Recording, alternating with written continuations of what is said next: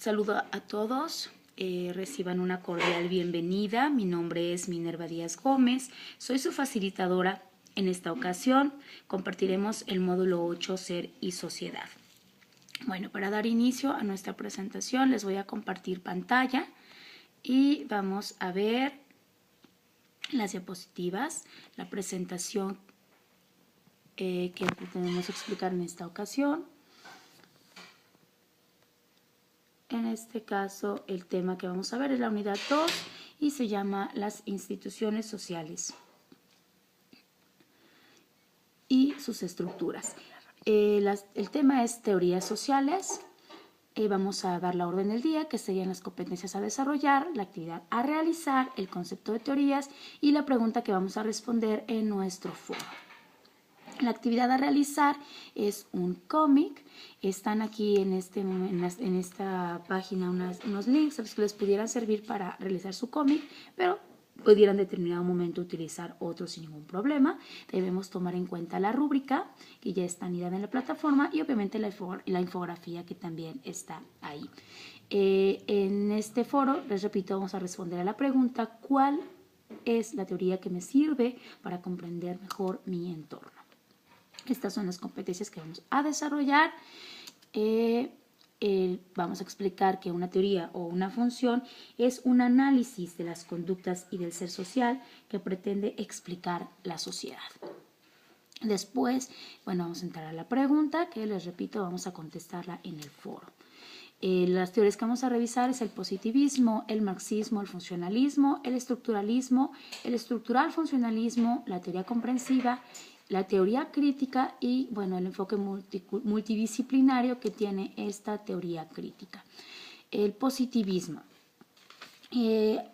Augusto Comte lo que piensa es que los seres humanos van pasando inevitablemente por etapas que los conducen a estadios sucesivos de mayor perfeccionamiento.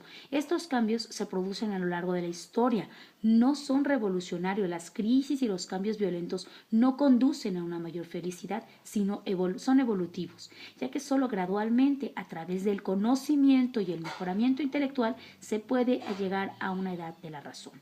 El positivismo comtiano sostiene además que el positivismo del conocimiento es el dominio del mundo y el control del medio. La justificación de todo conocimiento es su utilidad, y propuso un lema: conocer para prever y prever para aprender. Ok, cuando pasamos al marxismo, nos habla de una revolución industrial que mostró un potencial ilimitado de progreso técnico, pero creó también un inmenso proletariado que se hacinaba en los barrios pobres, las ciudades industriales, y trabajaba en condiciones infrahumanas. La promesa de la Revolución Francesa de igualdad, libertad, fraternidad no se cumplían. Solo un pequeño círculo de privilegiados lo tenían. Los contrastes sociales se agudizaban, los ricos parecían hacerse más ricos y los pobres más pobres. Tal realidad golpeó las mentes, la sensibilidad de muchos intelectuales y políticos, quienes propusieron distintas soluciones para los problemas que aquejaban a la sociedad. El paso de la propiedad social de los medios de producción deberá ser inevitable. El triunfo de la revolución conducirá a una nueva etapa de transición de dictadura del proletariado, en la que se extinguirán las clases sociales y el Estado mismo, en la que reinará la libertad, el despliegue de las facultades intelectuales y la satisfacción plena de las necesidades humanas. Cuando pasamos al funcionalismo, el funcionalismo, esta noción, es un equivalente de los funcionales.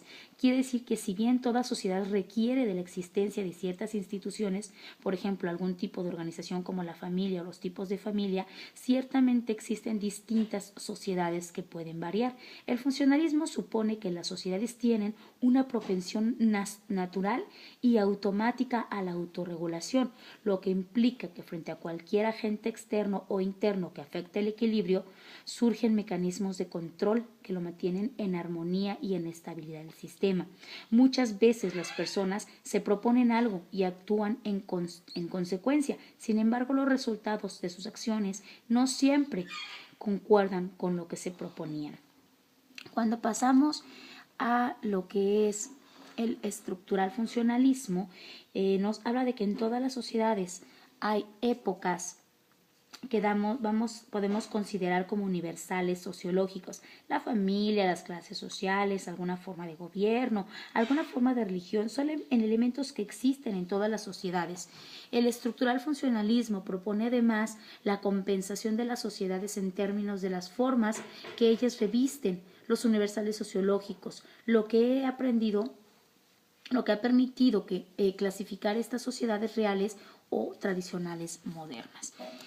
Cuando pasamos a lo que es el estructuralismo, en este caso vamos a retomar una parte que considero muy importante de Claude Lévi-Strauss, cuando él hace un estudio de las estructuras elementales del parentesco, en la que estudió cómo se gestionaban las uniones entre hombres y mujeres, las reglas que implicaban esta organización y el intercambio, los tabúes asociados a estas relaciones. Esta es una parte muy importante del estructuralismo, porque nos menciona cómo los seres humanos están interactuando unos y otros.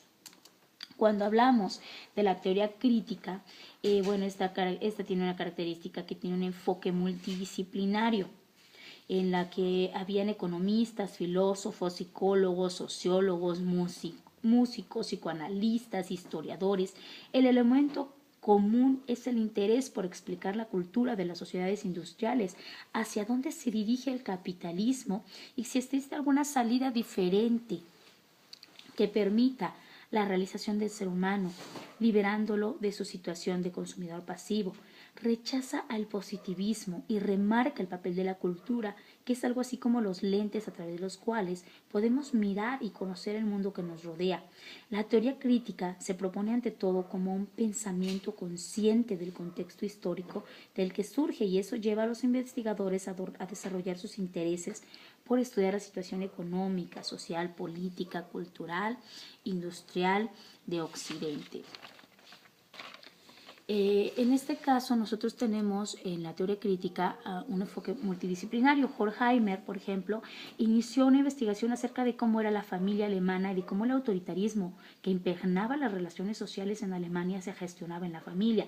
Theodor Adorno, por su parte, hizo un estudio de la personalidad autoritaria, analizando respuestas dadas por lo menos de 1,000 personas para determinar un perfil de características de este tipo de personas autoritarias.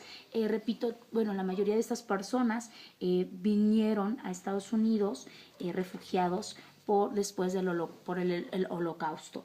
Herbert Marcuse, por su parte, nos habla de lo que es el instinto de la muerte, del eros y del thanatos, como decía Freud, y en esta parte el ser humano no puede alcanzar la felicidad individualmente si la sociedad en la que vive es una sociedad sumida en el letargo del consumo. Las masas han perdido la capacidad de reflexionar y viven en una situación de comodidad y felicidad ilusoria. La tecnología, en lugar de servir para liberar al ser humano de la esclavitud, de la pobreza y de las necesidades no satisfechas, han generado un conjunto de necesidades falsas que obligan a las personas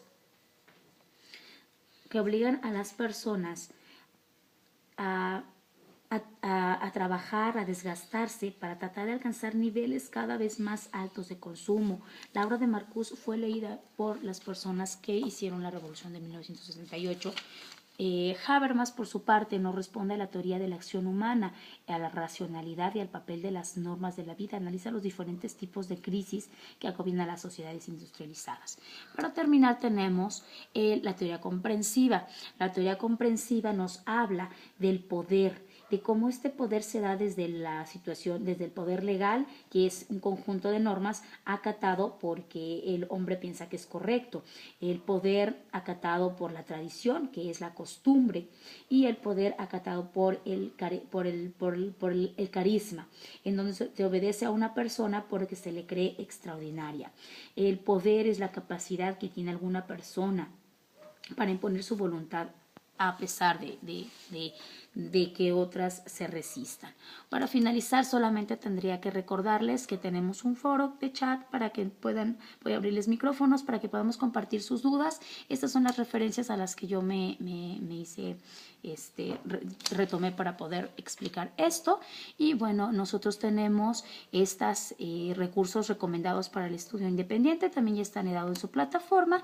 Y bueno, quisiera nada más recordarle que los elementos principales que nos aportan estas sesiones sincrónicas son principalmente que ustedes sientan que hay alguien, porque aquí estamos para poder resolverles sus dudas, sus inquietudes. Y bueno, les abro los micrófonos al chat para que podamos comenzar y podamos resolver las dudas que cualquiera de ustedes tengan acerca de la información que acabo de presentar y de la que ya debieron haber leído de su infografía.